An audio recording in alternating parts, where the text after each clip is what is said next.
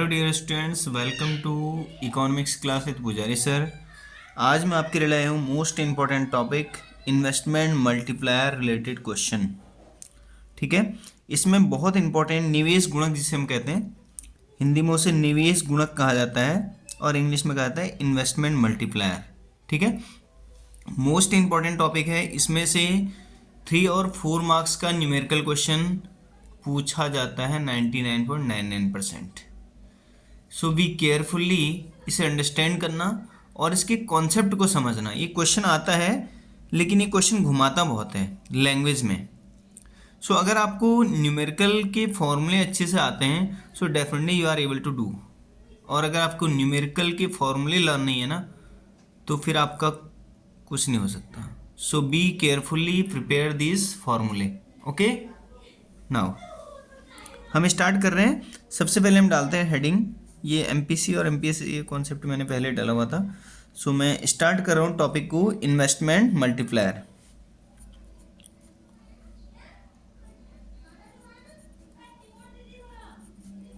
Investment multiplier, multi PLIER multiplier. ठीक है, और हिंदी में इसे कहते हैं हम निवेश गुणक। निवेश गुणक इसे कहा जाता है। ठीक है, ठीक है, इसे हम निवेश गुणक कहते हैं और इसे इंडिकेट हम करते हैं किससे? के से। किससे इंडिकेट करते हैं? के से। इन्वेस्टमेंट मल्टीप्लायर, ये इसे हम कहते हैं निवेश गुणक। अब देखो इसके 3 फॉर्मूले यूज होते हैं। कौन कौन से? एक तो होता है के is equal delta Y upon delta I. सबसे simple formula means change in income upon change in investment, या आय में बदलाव जो होता है वो अपॉन निवेश में बदलाव। ठीक है, या इसका दूसरा फॉर्मूला होता है के is equal 1/1 minus MPC। MPC को हम कहते हैं मार्जिनल प्रोपेंसिटी टू कंज्यूम। क्या कहते हैं? मार्जिनल प्रोपेंसिटी टू कंज्यूम, और हिंदी में इसे कहा जाता है सीमांत उपभोग प्रवृत्ति। सीमांत उपभोग प्रवृत्ति। ठीक है, और इसका तीसरा फॉर्मूला आता है के इज इक्वल 1/MPS।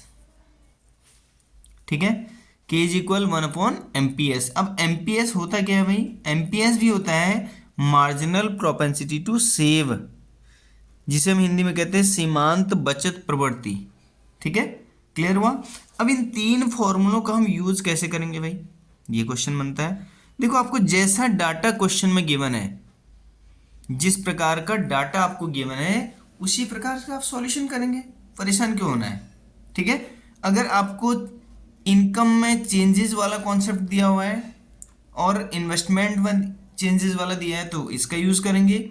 अगर आपको MPC गिवन है तो इसका यूज करेंगे, के इज इक्वल 1/1 माइनस MPC। अगर आपको MPS गिवन है तो 1/MPS का फॉर्मूला यूज कर लो। सिंपल है ना? सो मीन्स विदाउट डाउट आपने इन तीनों फॉर्मूलों का यूज करना है according to need of the question. ठीक है, अब ये तो सिंपल क्वेश्चन कॉन्सेप्ट हो गया। अब अगर हम बात करें इसमें कंडीशन कैसे अप्लाई होती है। देखो, इसमें कंडीशन अप्लाई होती है, आपसे इसी क्वेश्चन में पूछ लेगा कैलकुलेट चेंज इन इन्वेस्टमेंट। निवेश गुणक में परिवर्तन, निवेश में परिवर्तन को ज्ञात कीजिए, या इन्वेस्टमेंट चेंज इन इन्वेस्टमेंट को कैलकुलेट कीजिए। कैलकुलेट चेंज इन इन्वेस्टमेंट या कैलकुलेट चेंज इन इनकम। तो इसके लिए आपको फॉर्मूला बनाना पड़ता है। ठीक है, अब कैसे बनेगा? देखो, इससे हम डेल्टा आई का फॉर्मूला बना सकते हैं। डेल्टा आई इज इक्वल क्या हो जाएगा? ये इधर चले जाएगा तो ये के नीचे आ जाएगा, डेल्टा वाई अपॉन के। एक फॉर्मूला तो ये बन गया। अब इसी से इनकेस अगर डेल्टा वाई निकालने का फॉर्मूला बनाना है आपको तो क्या करोगे? डेल्टा वाई इज इक्वल, देखो क्या हो जाएगा, ये यहीं पे रहेगा, ये इधर आके मल्टीप्लाई हो जाएगा। तो क्या हो जाएगा? के मल्टीप्लाई डेल्टा आई। ठीक है, तो 3 फॉर्मूले बन गए। अब नेक्स्ट कंडीशन, अगर आपसे बोले कि इसमें से एमपीसी निकालो भाई, तो क्या करोगे? तो क्या करना, आपने कुछ नहीं करना है। ठीक है, आपने क्या करना है, वैल्यू पुट कर दो और के के बाद इसको इधर ले आओ। अगर इसको 1 minus m p c is equal 1/k हो जाएगा पहले तो। ठीक, अब क्या करोगे, अब तुम्हें इसको पॉजिटिव करना है। पहले इसे सॉल्यूशन कर लो, जो के की वैल्यू से डिवाइड करो, देन आपके निकल जाएगा। देन इसके बाद फिर क्या करो, फिर इस एम पी सी का साइड चेंज करो। जो यहाँ नंबर आया था उसको 1 में से माइनस कर दो और देन एम पी सी को इधर साइड चेंज कर लो, क्योंकि जो जिसको हमने कैलकुलेट करना है पहले उसे पॉजिटिव बनाना होगा, उसे प्लस में लाना होगा। तो यहाँ माइनस में है तो इसको इधर ले गए। ठीक है, देन सॉल्यूशन हो जाएगा। अगर इसी में आपसे एम पी एस निकालने के लिए बोल दिया जाए तो क्या करोगे, m p s is equal 1/k। Simple है ना, सारे फॉर्मूले समझ में आ गए। बहुत सिंपल कॉन्सेप्ट से आप आराम से यूज करते, बट आपको एक फॉर्मूला याद होना चाहिए। ओके, अब देखो क्वेश्चन, इसमें से अगर ऐसे क्वेश्चन पूछा जाए तो वो पूछाएगा 1 नंबर में। किस में पूछा जाएगा? 1 मार्क्स में पूछा जाएगा ऐसे क्वेश्चन। अब जो क्वेश्चन बनते हैं वो उसके लिए सिस्टम मैं आपको बताता हूँ। क्वेश्चन आपको लॉलीपॉप नहीं देगा भाई, क्वेश्चन देगा बना के, क्योंकि सीबीएसई क्या करता है, सीबीएसई क्वेश्चन मॉडरेट क्वेश्चन बनाता है, सिंपल क्वेश्चन नहीं बनाता। ठीक है, उस केस में आपने क्या करना है, आपको पहले कुछ फॉर्मूला याद होने चाहिए। कैसे? जैसे फर्स्ट कंडीशन आती है, एक कंडीशन होती है m p c plus m p s is equal 1 होता है। ठीक है, m p c plus m p s is equal 1। अब इन केस आपको इन दोनों में से कोई एक निकालना है, तो क्या करोगे, माना एम पी सी निकालना है तो m p c is equal क्या हो जाएगा, 1 माइनस एम पी एस। ठीक है, और तीसरी कंडीशन क्या हो जाएगी, अगर आपने एम पी एस को निकालना है तो m p s is equal 1 minus m p c. कोई भी निकाल सकते हैं। अब एक कंडीशन आती है कि अगर आपसे एक कॉमन क्वेश्चन पूछा जाए, कैलकुलेट सी कंजप्शन, सी निकालने के लिए इसमें पूछा जाता है, तो जो algebraic presentation of consumption function में एक क्वेश्चन आता है, एक फॉर्मूला बनता है C is equal C bar plus B Y. ये एक फॉर्मूला बनता है इसमें। अभी मैं क्वेश्चन कराऊंगा, डोंट माइंड, पहले मैं आपको फॉर्मूले बनाने सिखा दे रहा हूँ कि फॉर्मूले कैसे बनते हैं। ठीक है, अब इस केस में अगर इसे हम कहते हैं ऑटोनोमस कंजप्शन, या इसे हिंदी में कहा जाता है ऑटोनोमस कंजप्शन कहा जाता है स्वायत्त उपभोग। ठीक है, और ये कॉमन उपभोग है, ये तो कॉमन उपभोग है और ये है स्वायत्त उपभोग। स्वायत्त उपभोग या ऑटोनोमस कंजप्शन होता क्या है भाई, पहले इसे भी समझ लो। ये एक ऐसी कंडीशन होती है जब हमारी इनकम जीरो होती है, सो उस टाइम पर हम कंजप्शन करते हैं। कब? जब हमारी इनकम जीरो थी। जैसे like situation of the Covid की सिचुएशन में क्या हम यूज़ नहीं करते थे टाइप्स ऑफ गुड्स, यूज़ करते थे, लेकिन कैसे यूज़ करते थे, हम यूज़ ऐसे करते थे जो हमारी सेविंग है उसमें से हम यूज़ करते थे। मीन्स इनकम जीरो है लेकिन सेविंग में से कंज्यूम कर रहे हैं, तो उसी कंडीशन को हम कहते हैं ऑटोनोमस कंजप्शन, सी बार। ठीक है, अब इसमें जो बी है वो बी है क्या भाई, अब आप कहोगे सर ने तो एक बी नया ले लिया। अब बी क्या है इसमें, बी है इसमें आपका एम पी सी। ध्यान रखना, बी क्या है, m p c, marginal propensity to consume या सीमांत उपभोग प्रवृत्ति। ठीक है, अब इस केस में हम सी आराम से निकाल सकते हैं, सी बार निकाल सकते हैं। अगर हमें सी बार निकालना हो तो हम क्या करेंगे, हम सी की साइड चेंज कर देंगे। अगर हमने इसी से सी बार निकालना हो तो क्या करेंगे, हम C bar is equal C minus B Y. ये जो है प्लस बी वाई, ये इधर आके माइनस बी बन जाएगा, तो सी निकाल लिया आराम से। अगर आपको निकालना है इसमें से बी तो फिर क्या करोगे, तो बी भी निकाल सकते हो भाई आराम से। आप क्या करोगे, पहले तो आप बनाओगे बी वाई इज इक्वल, ये बी वाई यहीं पे रहेगा और ये सी इधर चले जाएगा, सी माइनस सी बार अब आपने निकालना है माना बी, तो बी के लिए कॉन्सेप्ट क्या हो जाएगा, सी माइनस सी बार अपॉन वाई। अगर आपने इसी से वाई निकालना है तो सी माइनस सी बार अपॉन बी। सो सारे फॉर्मूले बन गए, सारे फॉर्मूले बन गए ना। सो इस केसेस में हम आराम से निकाल सकते हैं। अब एक केस और बनता है, किस केस में, अगर आपसे कहा गया कि equilibrium approach if N economy is in equilibrium condition, अगर अर्थव्यवस्था संतुलित है तो उस केस में क्या करेंगे। ध्यान रखना, ये क्वेश्चन को पूरा मॉडिफाइड कर देता है, ठीक है। In case economy is in equilibrium, तो उस केस में आप क्या करते हो, उस केस में आप करते हो ये, मैं यहां पे लिख दे रहा हूं पहले, इन केस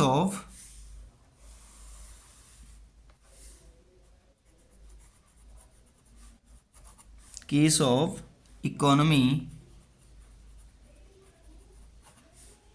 इन इक्विलिब्रियम।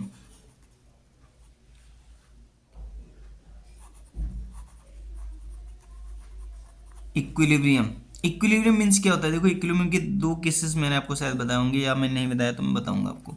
एक तो केस होता है a d is equal a s, और दूसरा केस होता है एस इज इक्वल आई, ठीक है। दो केसेस होते हैं इक्विलिब्रियम के, एक होता है aggregate demand is equal aggregate supply, और एक होता है S is equal I means saving is equal investment. So दो केसेस में हम क्या करते हैं।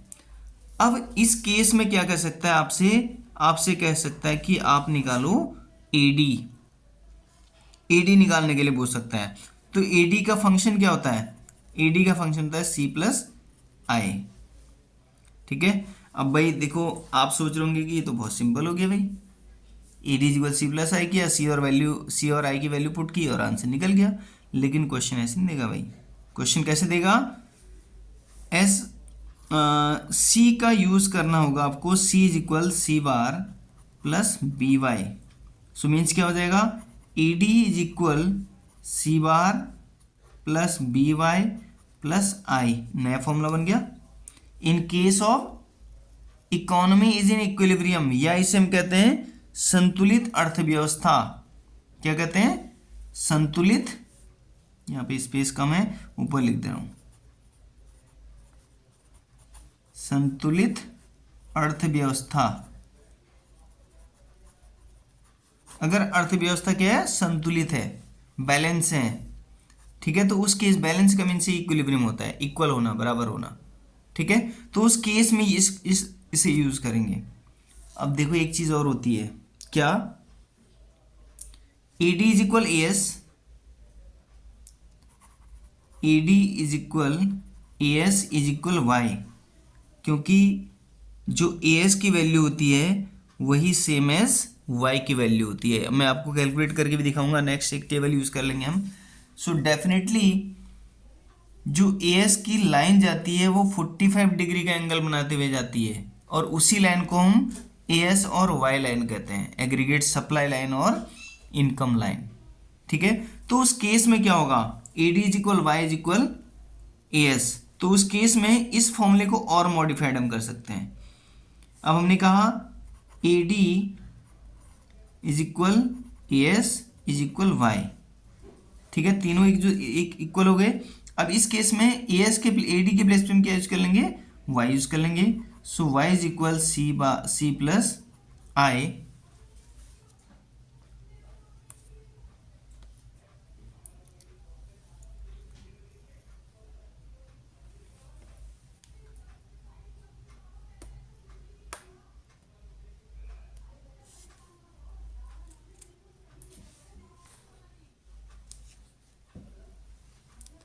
ठीक है, अब सो हो रहा है, ठीक है। y is equal C plus I, तो इस केस में क्या हो जाएगा, y is equal C bar plus B Y plus I.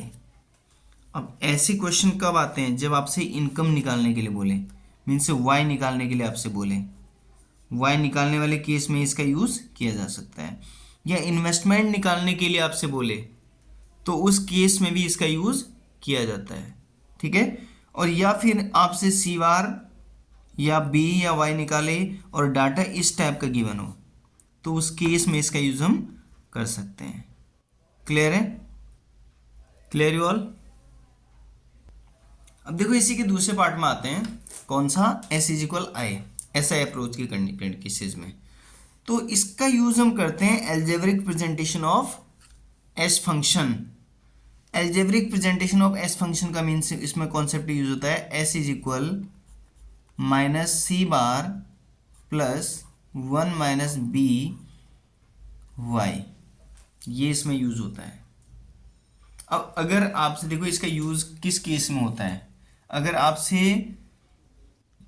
Algebraic presentation of S वाला कॉन्सेप्ट उसने दिया, मीन्स उसने कहा कि S is equal this one and calculate आई, तो अब आप क्या करोगे भाई? इसमें तो आप सोचोगे कि पता नहीं कहाँ से क्वेश्चन आ गया।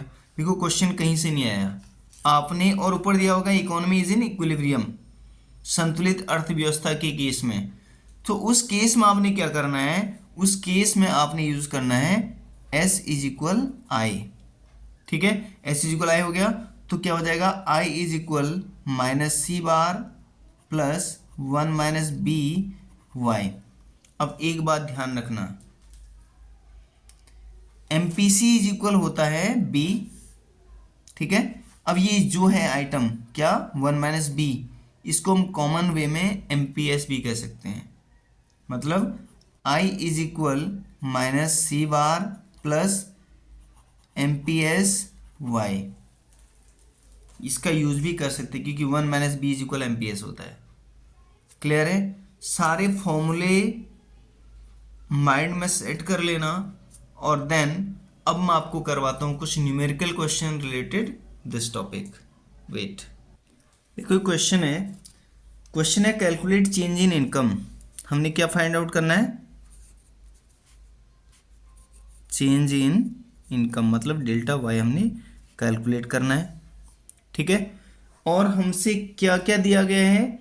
कह रहा है marginal propensity to consume means MPS, sorry MPC marginal propensity to consume है। So MPC is equal 0.8 given है। एंड कह रहे हैं कि economy is in hypothetical, so given this one and change in investment, and हमें delta I दिया हुआ है भाई। डेल्टा आई इज इक्वल हमें गिवन है 1000 करोड़। हमने डेल्टा वाई निकालना है। देखो डेल्टा वाई निकालने के लिए हमारे पास केवल एक फॉर्मूला यूज हो सकता है, के is equal delta Y upon delta I. ठीक है, ये यूज हो सकता है।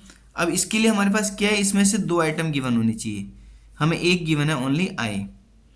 अब इस केस में हम क्या करेंगे, पहले के निकालेंगे, मीन्स इन्वेस्टमेंट मल्टीप्लायर। ठीक है, इन्वेस्टमेंट मल्टीप्लायर को क्या कहते हैं हिंदी में भाई? निवेश गुणक। पहले हमें निवेश गुणक को निकालना होगा। सो हम करेंगे के इज इक्वल, हमें एमपीसी गिवन है तो एमपीसी वाला यूज करेंगे, 1/1 माइनस एमपीसी। ठीक है, तो क्या हो जाएगा, ये हो जाएगा के is equal 1/1 minus 0.8, so is equal हो जाएगा 1/1 माइनस, सॉरी 1 माइनस हटा दो। अब देखो 0.8 में से 1 माइनस करेंगे तो क्या हो जाएगा 0.2। ठीक है, 0.2 से इसे डिवाइड करेंगे तो ये पॉइंट हटा देंगे, ऊपर 0 आ जाएगा और नीचे 2 आ जाएगा, तो 5 आ गया। सो के की वैल्यू क्या आ गई? 5। ठीक है, अब हम क्या करेंगे, हमने निकालना है डेल्टा वाई। सो के is equal delta Y upon delta I हो जाएगा। अब इसी के अकॉर्डिंग हमने वाई निकालना है, तो क्या हो जाएगा, delta y is equal k multiply delta I. So के is equal, sorry delta y is equal k की वैल्यू कितनी है हमारे पास? 5 निकली थी हमारी, multiply delta I 1000, so is equal हो गया 5000 करोड़। आंसर सिंपल है, क्योंकि करने में सिंपल लगता है लेकिन क्वेश्चन थोड़ा सा मॉडिफाइड होके आता है तो हम डर जाते हैं, और कुछ नहीं होता। ठीक है, एक और क्वेश्चन मैं आपसे करवाता हूं। एक क्वेश्चन है calculate calculate equilibrium level of income equilibrium level of income for a hypothetical economy for which is given that, क्या क्या गिवन है, ऑटोनोमस इन्वेस्टमेंट आई हमें गिवन है कितना, ऑटोनोमस इन्वेस्टमेंट हमें गिवन है आपका 500 करोड़, 500 करोड़ गिवन है, ठीक है। और consumption function C is equal 100 plus 0.80y, ये हमें गिवन है, ठीक है। और हमने निकालना क्या है, हमारा क्वेश्चन क्या है, y is equal question mark, क्या निकालना है, y, क्योंकि क्या कह रहे हैं, calculate equilibrium level of income. अभी मैंने आपको बताया था एक कॉन्सेप्ट आता है AD इज इक्वल AS, ठीक है, ये इक्विलिब्रियम केस है। अब इसी केस का यूज कर सकते हैं हम। अब इसके बाद हम क्या करेंगे, इसके बाद आता है AD is equal AS is equal Y, ठीक है। अब AD का फंक्शन क्या होता है भाई, AD का फंक्शन होता है AD is equal C plus I होता है, ठीक है। अब C plus I is equal AD means Y is equal C plus I, ठीक है, क्योंकि हमने निकालना क्या है, AD नहीं निकालना है, हमने निकालना है Y। सो इस Y के लिए हम इसका यूज़ करेंगे। देन क्या हो जाएगा, Y इज इक्वल C की वैल्यू हमें गिवन है, क्या है, 100 प्लस 0.80y प्लस आई, ठीक। तो y इज इक्वल क्या हो जाएगा, 100 प्लस 0.80y प्लस आई की वैल्यू कितनी है, 500, ठीक है, डन। अब देखो यहाँ 0.8y है और यहाँ 1y है, तो क्या करेंगे, y minus 0.80y is equal 100 plus इसको ऐड करेंगे 500, डन। एंड देन क्या हो जाएगा, y minus 0.80y, so 0.20y is equal 600, done. अब देन क्या हो जाएगा, y इज इक्वल 600 अपॉन 0.20, क्योंकि इसको नीचे लाएंगे तो डिवाइड में आ जाएगा। अब देखो यहाँ पे क्या है, पॉइंट के बाद दो नंबर हैं, तो दोनों साइड 100 से मल्टीप्लाई करेंगे तो ये हो जाएगा 600 मल्टीप्लाई 100 अपॉन 0.20 मल्टीप्लाई 100, क्योंकि पॉइंट के बाद दो नंबर है तो 2 से मल्टीप्लाई, 2 मीन्स 100 से मल्टीप्लाई कर लिया, तो इज इक्वल हो गया 60,000 अपॉन 20। अब देखो सबसे सिंपल है, पहले 20 की टेबल पढ़ लो, 21 जा 20, 23 जा 60, बचे कितने, 3 जीरो, तो y इज इक्वल 3000 करोड़।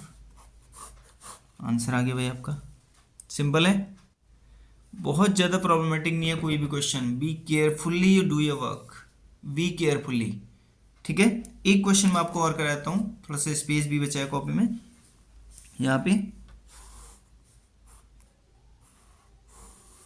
देखो एक क्वेश्चन मैं और ले लेता हूँ आपका, थोड़ा सा डिफिकल्ट क्वेश्चन जो यूज़ करता हूँ जिससे कि आपको भी समझ में आ जाए अच्छे से। देखो क्वेश्चन मैंने यूज़ किया है, थोड़ा सा बहुत अच्छा क्वेश्चन लग रहा है, CBSE 2019 में पूछा गया है क्वेश्चन, और इससे पहले वाला क्वेश्चन 2020 में पूछा गया था। सो ये भी क्वेश्चन मोस्ट इंपॉर्टेंट है। देखो इसमें क्या दे रखा है, the saving function of an economy is given as, saving function means क्या होता है, S इज इक्वल, हमें गिवन है -25 प्लस 0.25y, ये क्या गिवन है हमें, S की वैल्यू, ठीक है। अब क्या रहा है, if planned investment means I is equal 200 crore, ठीक है। कैलकुलेट द फॉलोइंग, क्या क्या कैलकुलेट करना हमने कैलकुलेट करना है equilibrium level of income. Equilibrium level of income means हमने कैलकुलेट करनी है y, ठीक है। ई क्या कैलकुलेट करना है हमने, वाई कैलकुलेट करना है, y is equal question mark हो गया। और दूसरा कह रहा है aggregate demand at income of ₹500 means a d is equal और गिवन है, a d is equal given है हमें 500 करोड़। ठीक है। अब देखो इसमें हमने क्या करना पड़ेगा, हमें एस आई अप्रोच का यूज करना होगा। किसका यूज करना होगा, एस आई, क्योंकि एस फंक्शन आ गया तो एस आई अप्रोच का, क्योंकि इक्विलिब्रियम लेवल ऑफ इनकम कर रहा है। सो एस आई अप्रोच के अकॉर्डिंग क्या निकाल लेंगे, पहले वाई निकाल लेंगे। कैसे, अब देखो एस इज इक्वल आई होता है इक्विलिब्रियम वाले केस में,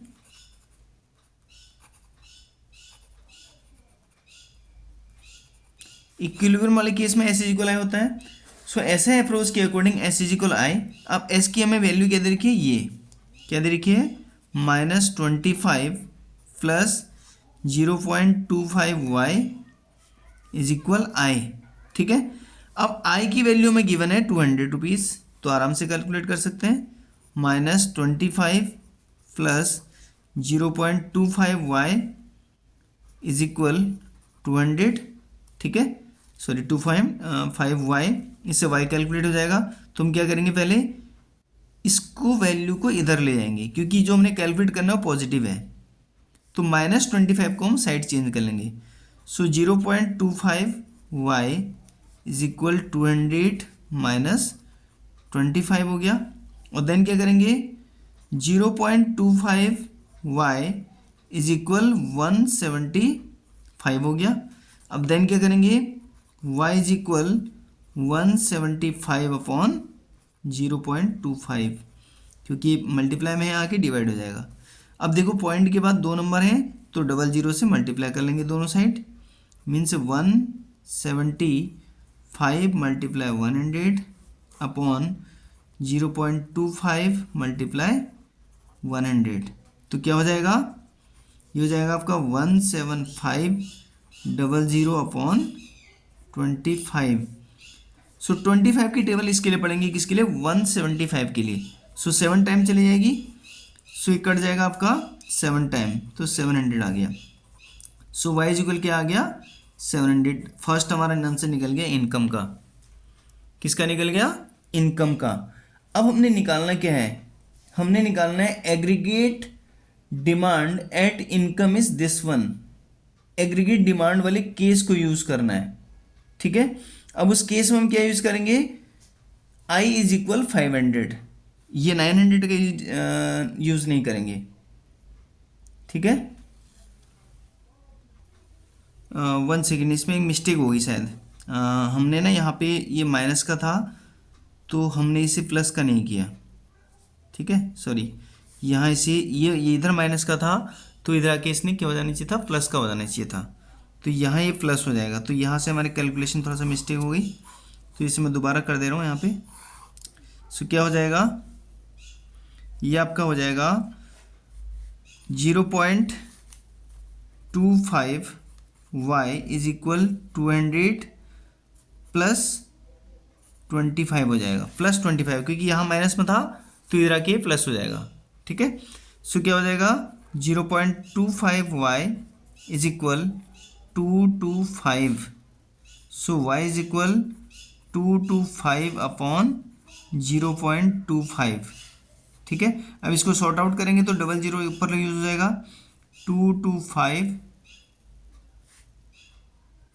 multiply 100 upon 0.25 multiply 100 is equal क्या हो जाएगा, 225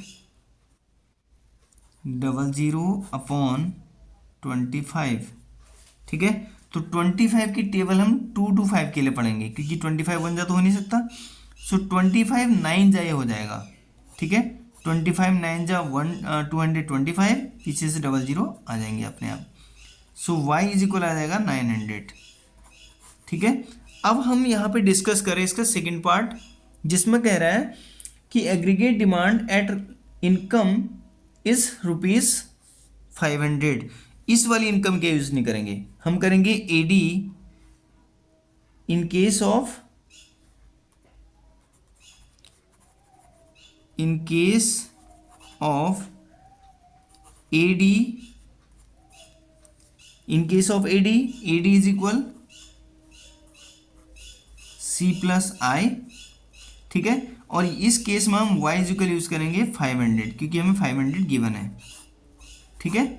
ये हमें गिवन है, ये हमें दिया हुआ है in case of aggregate demand. So AD is equal C plus I, ठीक है। अब इस केस में हम क्या करेंगे, C की वैल्यू का यूज करेंगे, ठीक है। अब देखो C की वैल्यू, हमें इस S की वैल्यू को हम C की वैल्यू में कन्वर्ट करेंगे। S इज इक्वल है माइनस C बार प्लस 1 माइनस बी वाई। अब इसकी वैल्यू में क्या दे रखी है, 25 माइनस 25 प्लस 0.25 वाई। अब इसका मीन्स क्या है, ये जो आपका 0.25 है ये MPS है, ठीक है। और C फंक्शन में क्या होता है, C बार प्लस बी वाई। तो इसके लिए क्या बन जाएगा, ये माइनस का 25 प्लस का 25 बन जाएगा, 25 प्लस बी बन जाएगा। इसमें देखो अगर हम 1 में से यहाँ हम देखें MPC plus MPS is equal 1 होता है। सो हम निकाल लें इससे MPS से MPC निकाल लें। सो MPC इज इक्वल क्या हो जाएगा, 1 माइनस 0.25। सो क्या हो जाएगा, MPC इज इक्वल 0.75, ठीक है, ध्यान रखना। तो क्या हो जाएगा यहाँ पे 0.75 वाई, इस केस का यूज करेंगे अब हम, ठीक है। So AD is equal C plus I, AD is equal C plus I, C plus I. अब इस केस में क्या होगा, इज इक्वल C25 प्लस 0.75 मल्टीप्लाई, देखो y की वैल्यू क्या यूज़ करेंगे हम, y की वैल्यू हम यूज़ करेंगे 500, क्योंकि इस केस में ये गिवन है, मल्टीप्लाई 500 प्लस आई की वैल्यू क्या गिवन थी, 200, ठीक है। सो क्या हो जाएगा, इज इक्वल 25 प्लस इन दोनों की मल्टीप्लाई करेंगे तो क्या हो जाएगा, 5, पहले डबल जीरो यहाँ पे ले लो, 5 5 जो 25 का 5 2 कैरी आ गया, 5 7 जो 35 और 2 37, पॉइंट के बाद 2 नंबर है तो ये आ जाएगा, मीन्स 375.00 प्लस 200, ठीक है। सो क्या हो जाएगा, 1 सेकेंड, थोड़ा मैं कैमरा को सेट कर लेता हूँ।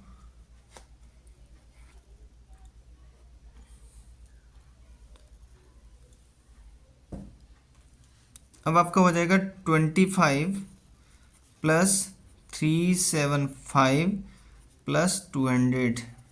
सो कितना हो जाएगा, देखो 25 में 375 ऐड करेंगे तो ये आ जाएगा आपका 400 प्लस 200 और देन AD इज इक्वल 600।